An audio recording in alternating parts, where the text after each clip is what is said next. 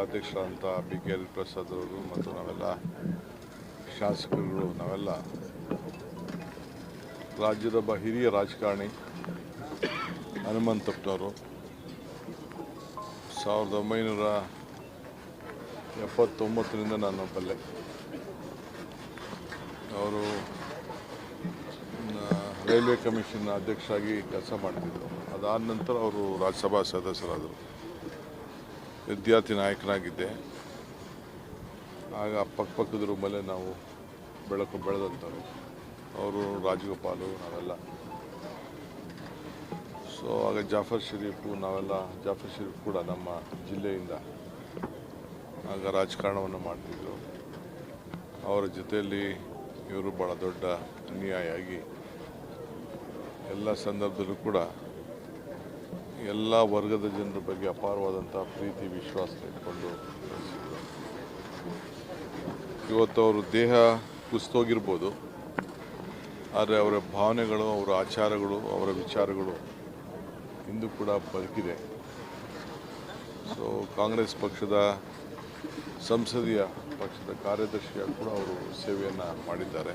ರಾಷ್ಟ್ರ ಮಟ್ಟದಲ್ಲಿ ಇಂದಿರಾ ಗಾಂಧಿ ಅವರಿಗೆ, ರಾಜೀವ್ ಗಾಂಧಿ ಅವರಿಗೆ, ಸೋನಿಯಾ ಗಾಂಧಿ ಅವರಿಗೆ 3 ಜನಕ್ಕೂ ಕೂಡ ವಿವಿಧ ಹಂತದಲ್ಲಿ ಅವರು ಮಾರ್ಗದರ್ಶನ ಕೊಟ್ಟು ಸಂಸತ್ನಲ್ಲಿ 3 ಬಾರಿ ಸತತವಾಗಿ ಲೋಕಸಭೆಯಲ್ಲಿ ಆಯ್ಕೆಯಾಗಿ ಸೇವೆಯನ್ನು ಮಾಡಿದಂಥವ್ರು.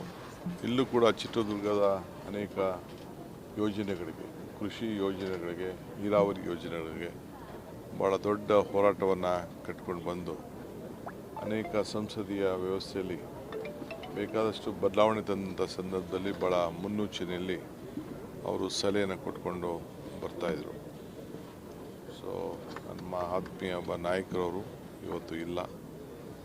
ಇವತ್ತು ನಾವೆಲ್ಲ ಅವರಿಗೆ ಗೌರವನ ಸಲ್ಲಿಸಬೇಕು ಅಂತ ಬಂದಿದ್ದೇವೆ.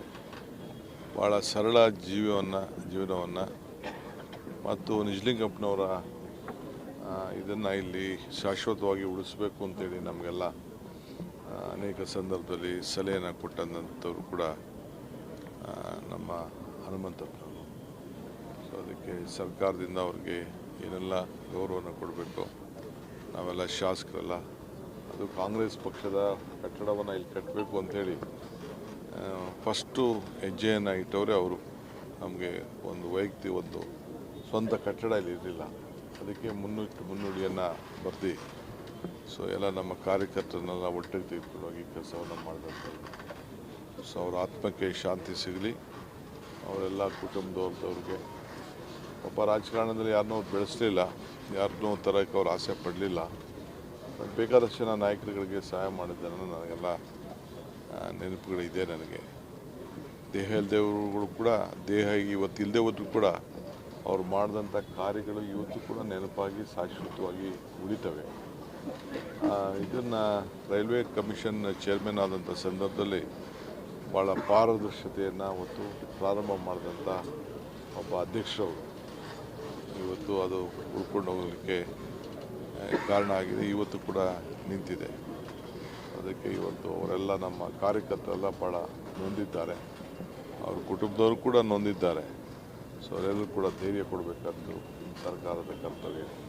ಈ ನಿಟ್ಟಿನಲ್ಲಿ ನಾವೆಲ್ಲ ಅವರ ಆತ್ಮಕ್ಕೆ ಶಾಂತಿ ಸಿಗಲಿ ಅಂತೇಳಿ ಪ್ರಾರ್ಥನೆ ಮಾಡ್ತೀವಿ. ಸರ್, ಜಿಲ್ಲೆಗೆ ನೀರಾವರಿ ನಾನು ಒಂದೇ ಅಲ್ಲ, ಅನೇಕ ನೀರಾವರಿ ಯೋಜನೆಗಳಿಗೆ ಯಾವಾಗಲೂ ಕೂಡ ಬೆಂಬಲವಾಗಿ ನಿಂತ್ಕೊಂಡು ಸಂಸತ್ತಲ್ಲೂ ಧ್ವನಿಯನ್ನು ಎತ್ತಿದ್ದಾರೆ, ಸರ್ಕಾರದಲ್ಲೂ ಧ್ವನಿಯನ್ನು ಎತ್ತಿದ್ದಾರೆ.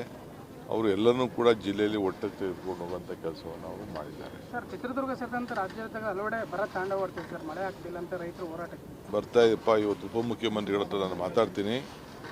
ನಾವು ಬೆಂಗಳೂರು ಡಿವಿಷನ್ ಮೀಟಿಂಗ್ನ ಮಾಡಬೇಕು ಅನ್ನೋದಿದೆ. ಇವತ್ತು ನಾನು ಡೆಪ್ಯೂಟಿ CM ಹತ್ರ ಮಾತಾಡಿ ಎಲ್ಲದನ್ನು ಮಾಡಬೇಕು ಅಂತೇಳಿ ನಾನು ತೀರ್ಮಾನವನ್ನು ಮಾಡಿದೆ.